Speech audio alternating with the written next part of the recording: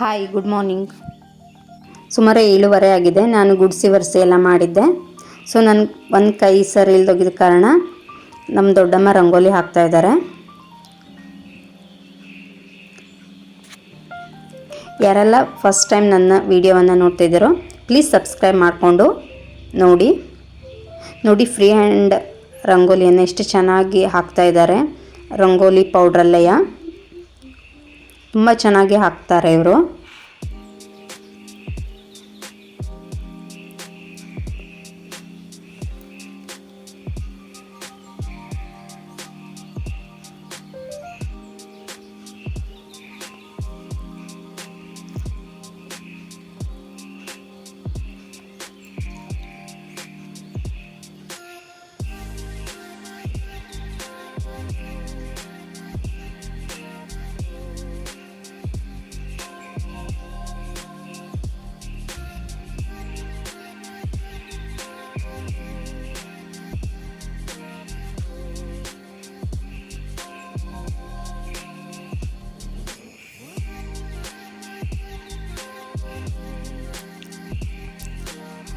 ರಂಗೋಲಿ ಎಲ್ಲ ಹಾಕಾದ್ಮೇಲೆ ಬೆಳಗ್ಗೆ ಹೂ ಕೊಯ್ಲಿಕ್ಕೆ ಅಂತ ಬಂದೆ. ನೋಡಿ ನಮ್ಮಲ್ಲಿ ಎಷ್ಟು ಗುಲಾಬಿ ಹೂವು ಹೇಗಾಗಿದೆ ಅಂತ. ತುಂಬ ಚೆನ್ನಾಗಿ ಆಗುತ್ತೆ ಗುಲಾಬಿ ಹೂವು. ಇದು ದಾಸವಾಳ, ಯಾವಾಗೂ ಆಲ್ಮೋಸ್ಟ್ ಹೂ ಬಿಡ್ತಾ ಇರತ್ತೆ.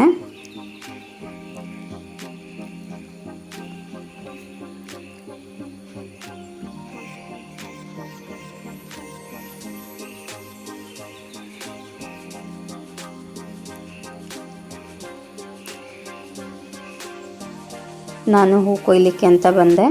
ನಂದು ಬಲಗೈ ಸರಿ ಇಲ್ದೋಗಿದ್ದ ಕಾರಣ ಎಡಗೈಲೇ ಹೂ ಕೊಯ್ತಾ ಇದ್ದೀನಿ. ನನ್ನ ಕೈ ಪೆಟ್ಟಾಗಿದ್ದಕ್ಕೆ ತುಂಬ ಜನ ನಂಗೆ ಮೆಸೇಜ್ ಹಾಕಿ ಕೇಳಿದ್ರು. Thank you so much. ಇವಾಗ ಪರವಾಗಿಲ್ಲ, ಹುಷಾರಾಗ್ತಾ ಇದೆ, ಕಂಪ್ಲೀಟ್ ಆಗಿಲ್ಲ. ಇವತ್ತು ಅಂಗಾರಕ ಸಂಕಷ್ಟಿ ಕೂಡ ಐತೆ. ನಾನು ಎಡಗೈಲೇ ದೂರ್ವೆಯನ್ನು ಕೊಯ್ತಾ ಇದ್ದೀನಿ. ನಮ್ಮನೆ ಮುಂದೆ ಇಲ್ಲೇ ನನಗೆ ಹಾವು ಕಚ್ಚಿರೋದು. ನಾನು 150 ದೂರ್ವೆಯನ್ನು ಕೊಯ್ದೆ. ಸೊ ದೂರ್ವೆಲ್ಲ ಕೊಯ್ದಾದ್ಮೇಲೆ ನಮ್ಮ ಹಳ್ಳಿ ಸೈಡು ಸ್ನಾನಕ್ಕೆ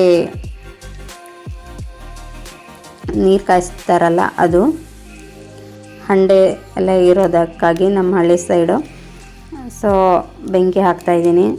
ಎಲ್ಲ ಕಟ್ಟಿಗೆ ಎಲ್ಲ ಇರತ್ತಲ್ಲ ನಮ್ಮ ಹಳ್ಳಿ ಸೈಡ್ ಎಲ್ಲದು, ಅದರಿಂದ ಮಾಡ್ತಾಯಿದ್ದೀನಿ.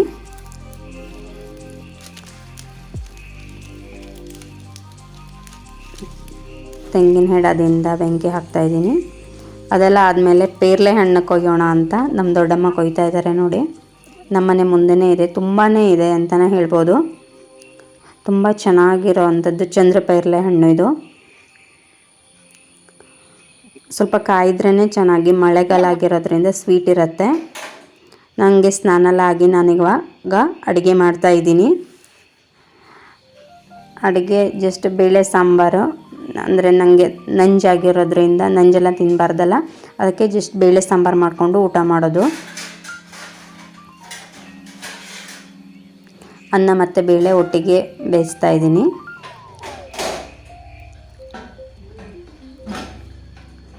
ನನಗೆ ಊಟಕ್ಕಿಂತ ಮುಂಚೆ ಔಷಧಿಯನ್ನು ತಿನ್ನಬೇಕು. ಇದು ತೆಯ್ಯೋ ಔಷಧಿ, ಕೈಗೆ ಹಾವು ಕಚ್ಚಿರೋದ್ರಿಂದ ಈ ಔಷಧಿಯನ್ನು ತಗೋತಾ ಇದ್ದೀನಿ. ಲಿಂಬು ಹಣ್ಣಲ್ಲಿ ತಗೋಬೇಕು. ಬೆಳಗ್ಗೆ ಮಧ್ಯಾಹ್ನ ಸಂಜೆ 3 ಹೊತ್ತು ತಗೊಳ್ಳೋದು. ಸೊ ಎಡಗೈಲೇ ತೆಯ್ಯಬೇಕು, ಕಷ್ಟ ಆಗುತ್ತೆ, ಬಟ್ ಮಾಡಲೇಬೇಕು, ಅನಿವಾರ್ಯ ಆಗಿರೋದ್ರಿಂದ ಏನು ಮಾಡೋಕ್ಕೂ ಆಗಲ್ಲ.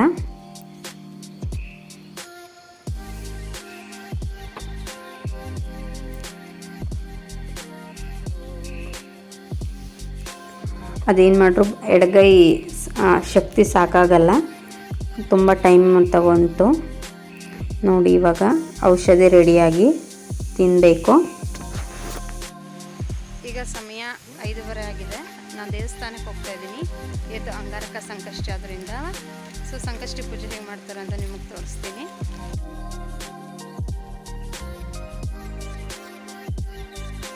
ನೋಡಿ ರೋಡ್ ಮಧ್ಯೆ ಒಂದು ಹಲಸಿನ ಹಣ್ಣನ್ನು ತೆಕ್ಕೊಂಡು ಯಾವ ಥರ ಮಂಗಗಳು ಕೂತ್ಕೊಂಡು ತಿಂತಾ ಇದೆ ಅಂತ.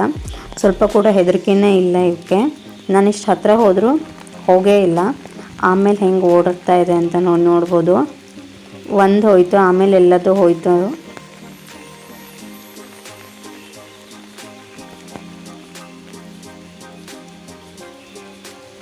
ಇಲ್ಲಿಂದ ಒಂದು ಸ್ವಲ್ಪ ದೂರ ಆಗುತ್ತೆ, ನಡ್ಕೊಂಡೇ ಹೋಗಬೇಕು. ಇವಾಗ ನಾನು ದೇವಸ್ಥಾನ ಹೋಗ್ತಾ ಇದ್ದೀನಿ.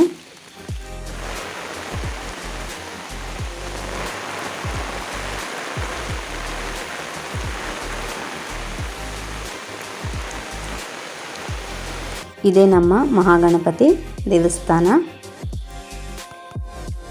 ಒಂದೇ ಕೈಲಿ ನನಗೆ ಪೂಜೆ ವಿಡಿಯೋ ಮಾಡಲಿಕ್ಕಾಗಲಿಲ್ಲ. ಸೊ ಹಾಗೆ ನಾನು ಪೂಜೆ ಮಾಡಿಕೊಂಡು ಮನೆಗೆ ಬಂದೆ.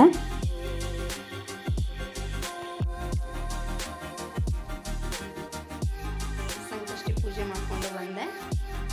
ಸೊ ಇವತ್ತಿನ ಈ ವಿಡಿಯೋ ಇಷ್ಟ ಆದಲ್ಲಿ ಲೈಕ್, ಕಮೆಂಟ್, ಶೇರ್ ಮಾಡಿ. Thank you.